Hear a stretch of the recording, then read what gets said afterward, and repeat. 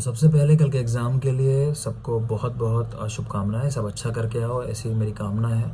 और अपने ऊपर यकीन रखना, साल भर तुमने जो पढ़ा है, अभी वर्ल्ड कप तुम सबने देखा, तो बस वो टीम जीती जिसने उन कह लो 20 25 30 ओवर में अच्छे से खेल लिया। बाकी साल भर की तैयारी तो शायद सेम ही रही होगी, कोई भी ऐसा नहीं कि कम तैयारी करके वहाँ पहुँच गया होगा। सब ने बहुत मेहनत की होगी, चाहे अफ़गानिस्तान ही क्यों ना हो। ठीक है, तो कल का दिन भी यही होने वाला है कि वो एग्ज़ाम का जो आपका टाइम है, जब आप एग्ज़ाम रूम के अंदर बैठे हो, तो वहाँ कितने रिलैक्स हो, कितना ईजिली चीज़ों को टैकल कर रहे हो।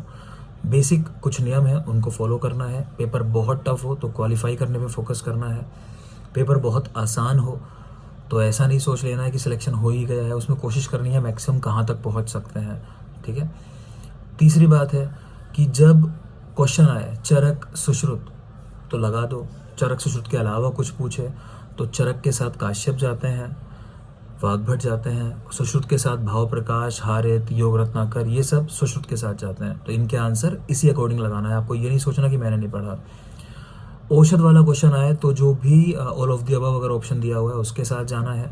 मल्टीपल चॉइस क्वेश्चंस में ध्यान रखना है, अगर कोई ऑप्शन ऐसा है जिसका ऑप्शन है ऑल ऑफ द अबव तो उन्हीं के साथ जाना है, ज़्यादातर वही करेक्ट होते हैं। जो बड़े क्वेश्चन हो, जो समझ में ना आ रहे हो, उनको लास्ट में अटेम्प्ट करना है। बेसिक रूल है, जो क्वेश्चन छोड़ रहे हो, रिव्यू के लिए डाल रहे हो, उनको कहीं नोट डाउन करते चलो कि बाद में आपको ढूंढने में मेहनत ना लगे। क्वेश्चन अगर टफ दिखाई दे जाए शुरू के ही 3 4 5 10, बिल्कुल नहीं घबराना है, आगे क्वेश्चन आसान होने वाले होंगे। फिर भी आसान ना मिले, लास्ट क्वेश्चन तक यकीन रखो, 120 क्वेश्चन तक जाओ।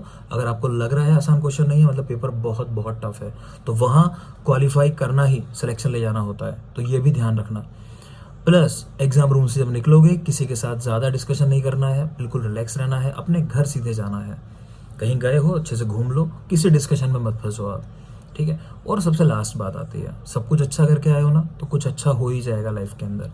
अगर किसी वजह से मान लेते हैं 1% वो नहीं करके आए जो आप डिजर्व करते थे, कुछ भी ऐसा हो जाए, तो बेटा लास्ट चीज़ है कि ये एंड नहीं है ना, संभावनाएं बहुत हैं।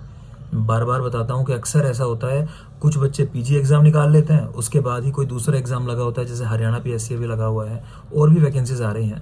ठीक है, तो कुछ बच्चे सीधा जॉब पा जाते हैं। तो बहुत सारे लोग, बल्कि ज़्यादातर लोग जिनको मैं जानता हूँ, वो इसमें ज़्यादा खुश रहते हैं कि हम एमओ हो जाएं। ठीक है, दोनों ही चीज़ें बेकार नहीं है, लेकिन मैं सिर्फ आपको एक ऑप्शन बता रहा हूँ कि ऐसा भी हो जाता है। तो अच्छा हो तो अच्छा, अच्छा नहीं हो तो समझ लेना है ईश्वर ने कुछ और अच्छा सोचा है। तो बस कुल मिला के खुश रहना है। आपसे ज़रूरी और कुछ भी नहीं है, ना सिलेक्शन ज़रूरी है ना, आपकी फैमिली के लिए भी, मेरे लिए भी, और मुझे लगता है आपकी भी यही प्रायोरिटी होनी चाहिए कि आप अपने लिए ज़रूरी हो। आपने पढ़ लिया तो आप कुछ अच्छा कर जाओगे, इस यकीन के साथ आराम की नींद लो, सुबह उठो, जाके बढ़िया से अपना एग्ज़ाम दो, और एग्ज़ाम करके अपनी फैमिली के साथ अच्छा समय बिताओ। Thank you.